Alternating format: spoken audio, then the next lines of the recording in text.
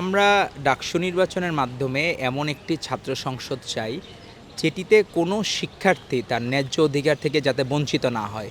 প্রত্যেক শিক্ষার্থী যাতে নিজের বাড়ি বা নিজের ঘর মনে করে এই ঢাকা বিশ্ববিদ্যালয় ক্যাম্পাসকে। তারা যাতে কোনো দিন তাদের হল লাইফ থেকে বঞ্চিত না হয়। প্রত্যেক শিক্ষার্থী এই ক্যাম্পাসে ঢোকার পরে নিজে যদি কেউ চায় রাজনীতি করা, সে রাজনীতি করবে। আর কেউ যদি না চায় যে সে রাজনীতি করবে না, তাকে কেউ আর কোনো দিন যাতে ফোর্স না করে। প্রত্যেকে যার যার অধিকারটুকু যাতে বজায় রাখতে পারে। আমরা সেই অপরাজনীতি, আগেকার দিনের যে জোর করে মিছিলে নেওয়া, জোর করে বিভিন্ন জায়গায় র্যাগিং করা, প্রথম দিনই যে আমরা ওই যে থ্রি ইডিয়টসের ধরেন, এটা তো মঞ্চায়ন করে বিভিন্ন জায়গার গল্প নিয়ে, এখানে তার থেকেও খারাপ র্যাগিং হয়তো বিভিন্ন ক্যাম্পাসে হয়। তো আমরা সেই র্যাগিংয়ের রাজনীতি, সেই জায়গাটুকু আর কোনো দিন যাতে ফেরত না আসে। আমরা চাই এই জায়গায় প্রত্যেকে যেমন নিশ্চিন্ত ঘুমে, যেমন শহীদ জিয়াউর রহমানের আমলে একটা মিথ ছিল যে মানুষজন দরজা খোলা রেখেও যাতে ঘুমাইতে পারত। তো শিক্ষার্থীরা যাতে নিশ্চিন্ত মনে এই ক্যাম্পাসে যাতে নিশ্চিন্ত মনে ঘুমাইতে পারে। এই জায়গায় যাতে কেউ রাতেবেলা হুট করে মব সৃষ্টি করবে না।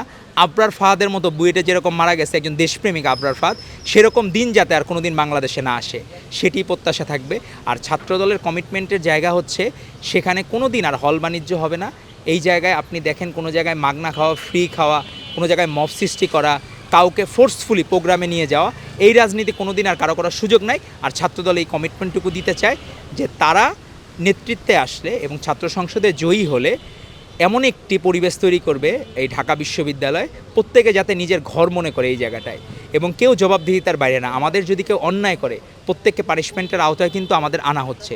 বিভিন্ন জায়গায় অজস্র নেতাকর্মীদেরকে আমরা পানিশমেন্টের আওতায়, এই জন্য সবাই খুব পার্টির প্রতি কমিটমেন্টের জায়গা দেখে কিন্তু একজন বিদ্রোহী পার্টি নেই, কিন্তু মানে বিদ্রোহী কোনো ক্যান্ডিডেট নাই, কিন্তু আমাদের কোনো বিদ্রোহী প্রার্থী নেই। সেখানে বৈষম্য বিরোধী আমাদের ভাইয়েরা কয়েকজন মানুষ, সেখানে তাদের মধ্যে বিভক্তি হয়ে গেল। তারাও কিন্তু 24-এর গণ অভ্যুত্থানে যেমন আমাদের আবিদ, হামিম, মায়েদ সহ বাকিরা যারা নায়ক, তারাও কিন্তু নায়ক ছিলেন, তারা কিন্তু কুশীলভ ছিলেন এই জায়গায়। তো সেই জায়গা থেকে তাদের এই বিভক্তি আমাদেরকে পীড়া দেয়। আর যারা গুপ্ত রাজনীতি করে তাদের সাথে তো আসলে কি বলবো আমরা, এটা হলো আইসবার্গের মতো। আপনি ধরেন 12 ভাগের 1 ভাগ উপরে ভেসে থাকে চূড়া, আর 11 ভাগে নিচে থাকে, তো গুপ্তের হিসাবটা তো তাই। তো আপনি আইসবার্গের ওই থিওরিতে আপনার চলে যেতে হবে, তাদের ওই 11 ভাগই আপনি খুঁজে পাবেন না 12 ভাগের মধ্যে।